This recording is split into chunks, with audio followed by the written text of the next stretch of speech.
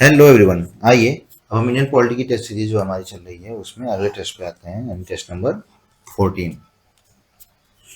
पहला क्वेश्चन है, the age group mentioned in article 21A is 0 to 6 year, 6 to 14 years, 0 to 14 years या none. यानी article 21A में कौन से ईयर्स मेंशन्ड हैं, इनमें से कोई एक ईयर है इसमें, या तो 0 से 6 है, या 6 to 14 है, 0 to 14 है, इनमें से कोई नहीं। तो सही जवाब है 6 to 14 ईयर्स। आर्टिकल 21A किसकी बात करता है? राइट टू एजुकेशन की बात करता है। अब आते हैं क्वेश्चन नंबर 2 पे। Article 22 it provides protection against arrest and detention. Only citizens are protected under the article which protects against arrest and detention. यानी आर्टिकल नंबर 22 है, ये बात करता है protection against arrest and detention, और एज पर statement 2 सिर्फ और सिर्फ सिटीजन्स प्रोटेक्टेड हैं, ना और फॉरेनर्स नहीं। तो सही जवाब है ओनली 2 इज इनकरेक्ट। सवाल में इनकरेक्ट पूछा था। यानी आर्टिकल 22 प्रोवाइड करता है प्रोटेक्शन अगेंस्ट अरेस्ट और डिटेंशन, लेकिन ये सिटीजन्स के अलावा फॉरेनर्स को भी अवेलेबल है। अब आते हैं क्वेश्चन नंबर 3 पे।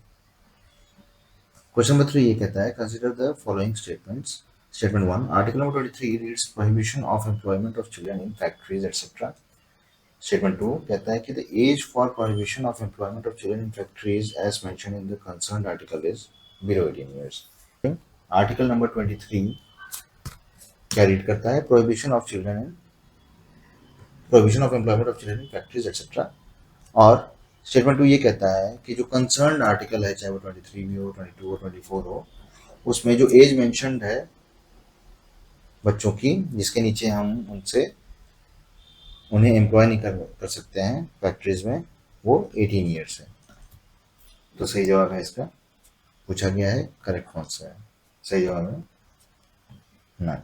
यानी आर्टिकल नंबर 24 रीड करता है, यहाँ पर मैंने दिया है provision of employment of children factories, और जो एज मेंशन्ड है आर्टिकल नंबर 424 में, वो बिलो 14 ईयर्स है।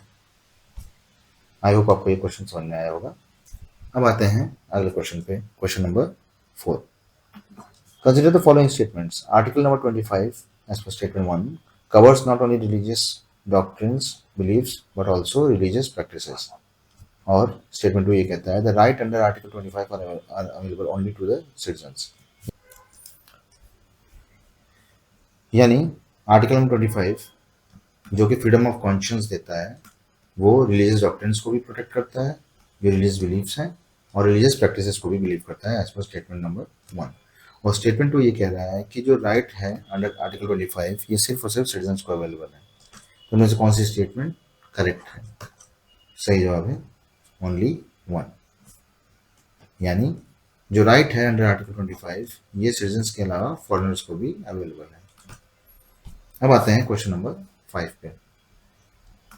Consider the following statements. Statement 1, article 25 provides for freedom to be an atheist. और स्टेटमेंट 2 है, according to the article 25, wearing and carrying of kirpans is deemed to be included in the profession of Sikhs religion. यानी article 25 की बात की गई है कि article 25 आपको आज़ादी देता है कि आप नास्तिक बन के रह सकते हैं। और स्टेटमेंट 2 ये कह रहा है कि आर्टिकल 25 ये कहता है कि जो सिख रिलीजन है उसमें कृपन्स रखना अलाउड है as per the constitution. Article 25 में मेंशन है। तो कौन सी स्टेटमेंट करेक्ट है? इस क्वेश्चन का एक और पहलू आपको समझाने का है कि कॉन्स्टिट्यूशन में ये चीज मेंशन है कि नहीं। पहली चीज ये कि वो सही है गलत है, और दूसरा अगर सही भी है तो क्या कॉन्स्टिट्यूशन में मेंशन है, पूछने का ये मतलब था। तो सही जवाब है बोथ। यानी आर्टिकल 25 में ये प्रोटेक्टेड है, जो सिख रिलीजन के लोग कृपन्स कैरी करते हैं। अब आते हैं क्वेश्चन नंबर 6 पे। The grounds mentioned in article 26 are public order, health, morality, other provisions in of part 3। यानी आर्टिकल 26 में जो ग्राउंड्स मेंशन्ड हैं जिसपे आप रेस्ट्रिक्शंस इंपोज कर सकते हैं, वो पब्लिक ऑर्डर भी है, मोरालिटी भी है, हेल्थ भी है, या अदर प्रोविजंस भी है, या इनमें से कौन कौन से ग्राउंड्स हैं एज पर द कॉन्स्टिट्यूशन। तो सही जवाब है 1, 2 एंड 3 ओनली, यानी अदर प्रोविजंस ऑफ पार्ट 3 नहीं दिया हुआ है।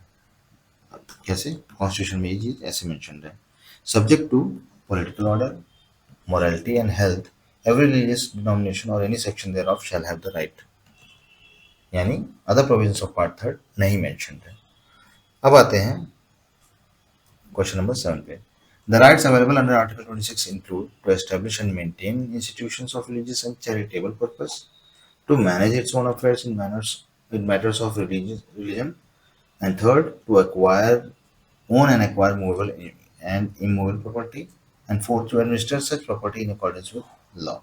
यानी आर्टिकल नंबर 26 के अंदर कौन से राइट्स अवेलेबल हैं एज पर आर्टिकल नंबर 26, कि वो एस्टेब्लिश कर सकते हैं और मेंटेन कर सकते हैं इंस्टीट्यूशंस को जो रिलीजियस और चैरिटेबल पर्पस के हैं।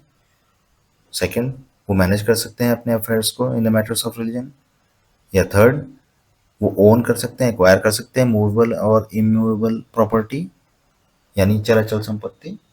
और fourth, to administer such property, यानी वो ऐसी प्रॉपर्टी को कानून के द्वारा, कानून के हिसाब से रख सकते हैं।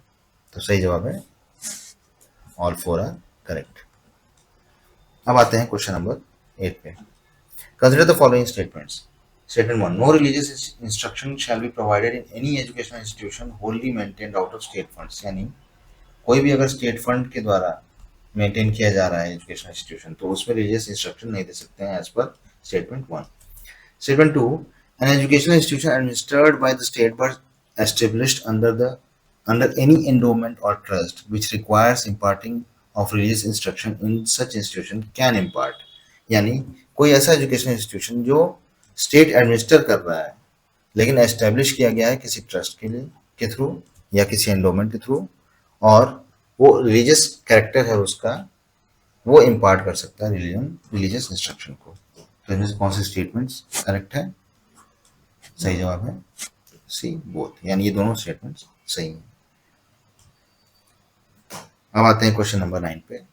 Which article reads protection of interest of minorities, यानी माइनॉरिटीज के इंटरेस्ट के बारे में किस आर्टिकल में ऐसा टाइटल मेंशन्ड है, यानी उसमें लिखा हुआ है। आर्टिकल 25, 29, 27, 30। सही जवाब है आर्टिकल नंबर 29। आर्टिकल नंबर 29 में क्या दिया हुआ है? Protection of interest of minorities. अब आते हैं 10th और लास्ट क्वेश्चन पे।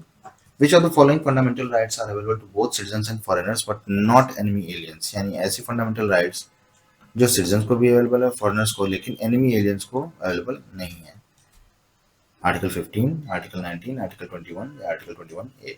सही जवाब है 3rd and 4th, यानी आर्टिकल 21 और 21A ये अवेलेबल नहीं है एनिमी एलियंस को, बाकी सिटीजन्स और फॉरेनर्स को अवेलेबल है। लिस्ट में देखते हैं कौन कौन से आर्टिकल्स हैं। Article 14, article 20, article 21, article 21A, article 22, article 28 ये अवेलेबल हैं सिटीजन्स और फॉरेनर्स को, और एनिमी एलियंस को नहीं। प्रीवियस क्वेश्चन में भी मैंने चीज़ दी हुई है, इस चीज़ को हम इतने क्वेश्चन लगा लेंगे कि हमें रटने की जरूरत ना पड़े और हमें क्वेश्चन लगाते लगाते दिमाग में बैठ जाए। ये मेरा मोटिव है। बाकी अभी कोई क्वेरी या सजेशन तो आप लिख सकते हैं। Thank you very much.